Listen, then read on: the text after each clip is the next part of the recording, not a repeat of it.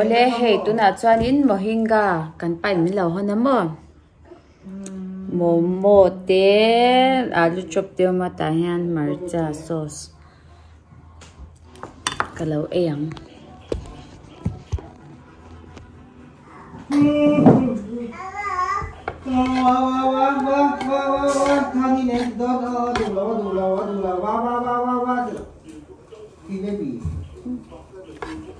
ui bốc liền hai bị bốc liền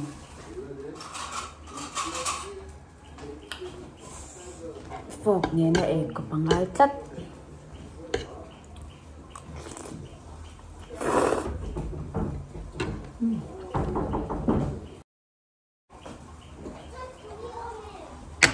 với tên hôm qua thì lúc đó na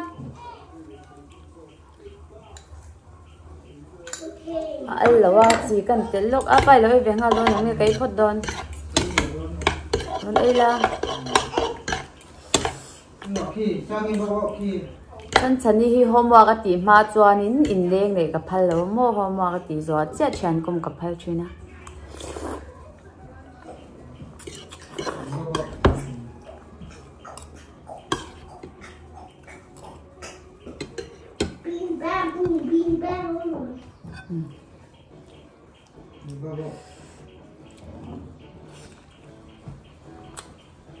Kan apa kau tu dia? Mak.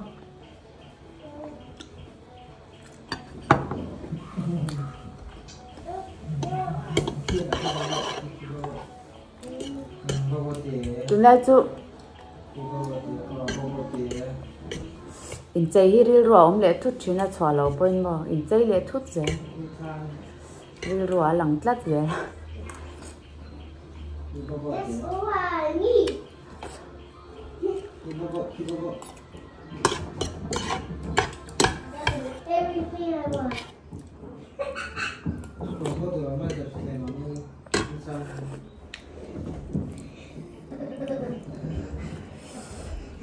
alu chop itu zinga chan chani tiffin tu ka siam bang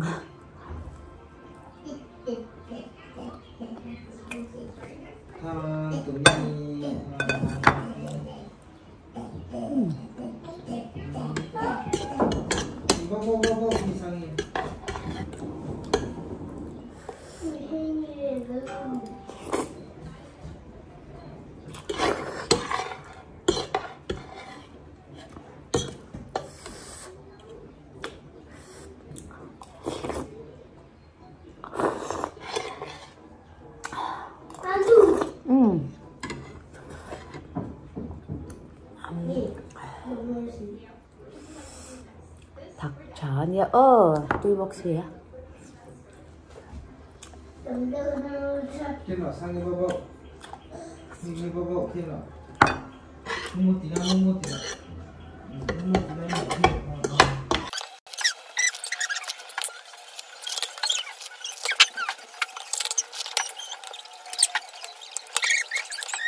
đây là ngô đi cắm xong thì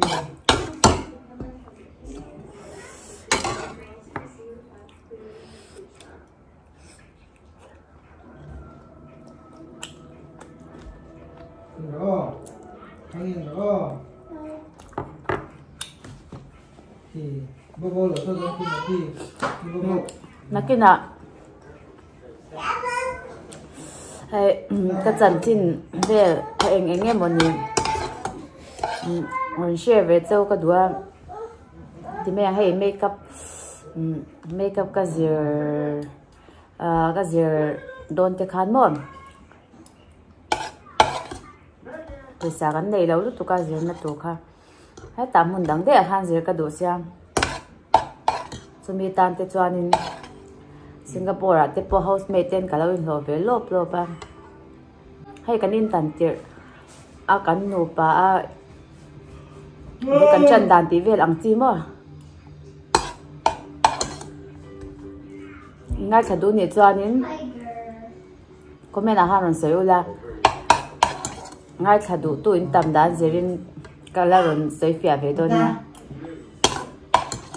đúng là áo chân chanin sang sáng story lâu chờ sakang Once upon a time, there was a little baby, was called Zomi. Mm-hmm. And once upon a time, they watched at the baby. Mm-hmm. And there was an evil mom. Evil mom? Yeah. So scary. And he powered the baby. Oh no. And what happened to the baby? The pain. Oh?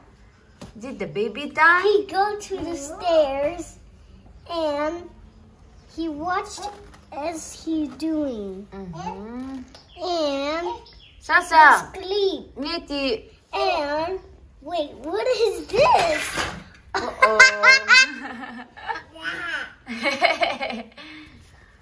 And he found the girl. And he kissed her. The end. Oh, okay, thank you. Oh, bởi tên homework ở đâu thì đồ na.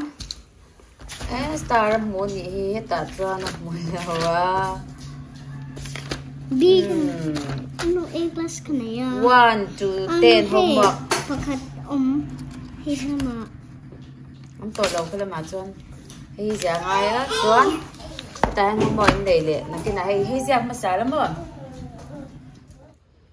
Cái lần nhà ô, Asia thiam nó tung trò. High five. Asia gió hôm nào, cái đầu tì lằng lẹng. Giờ rồi lên. Hey là hiểm bò lệ khắp bộ boy nó lâu boy về kêu thề là ba. Sao sáng chơi rồi lên shark ít mũ mì. Ê he shark liền đâu ít mũ mì. Shark liền đâu ít mũ mì. Mơ sáng. Ê he. Okay. Oh, cái mơ. Shark ốm mà nhỉ kha hey man đôn chê tì. Hồng. Oh. He thì con bị in đôn.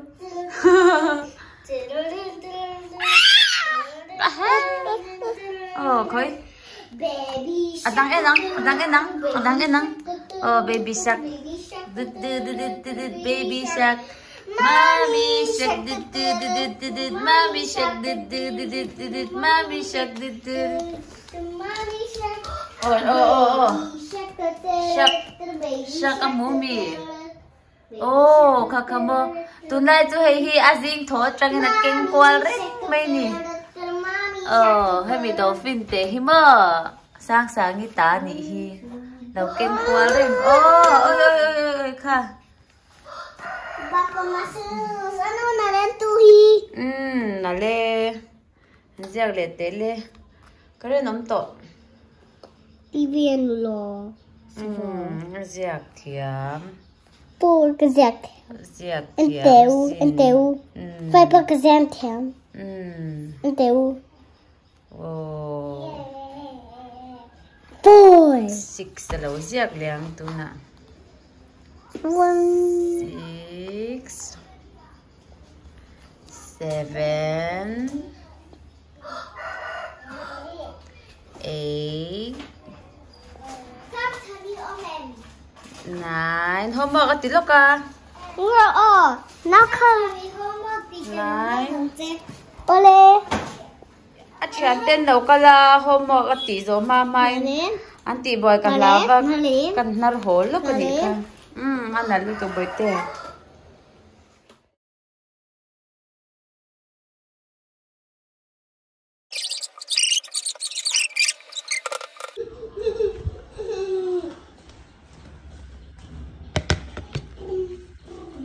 Ý chạc tố mì sang. Ê rồi lê. Mệt tè.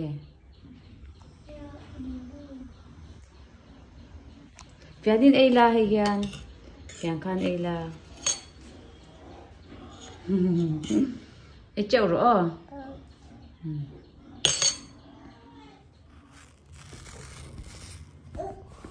Wow. Oh. Do it. Only detail. Wow!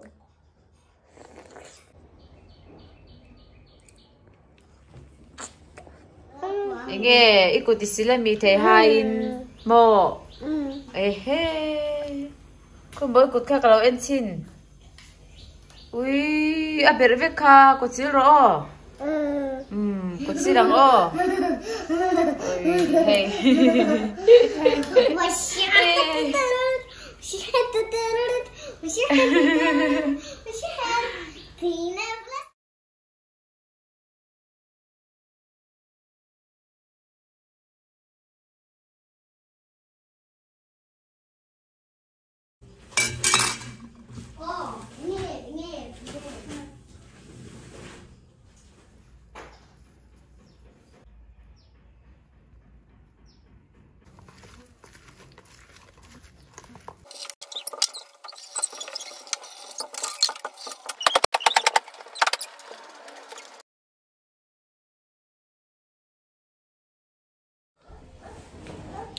ole hey với video tan chọn cần lâu đủ to phút bên ngát lại rong bol te hun le chep to he ta hia din chan chani te anin toy sa naw nen sa sa khang ka tinge ta nga mi ole video vlog thir saka wangin kan lo mi video le kan hu le chu don ya bye bye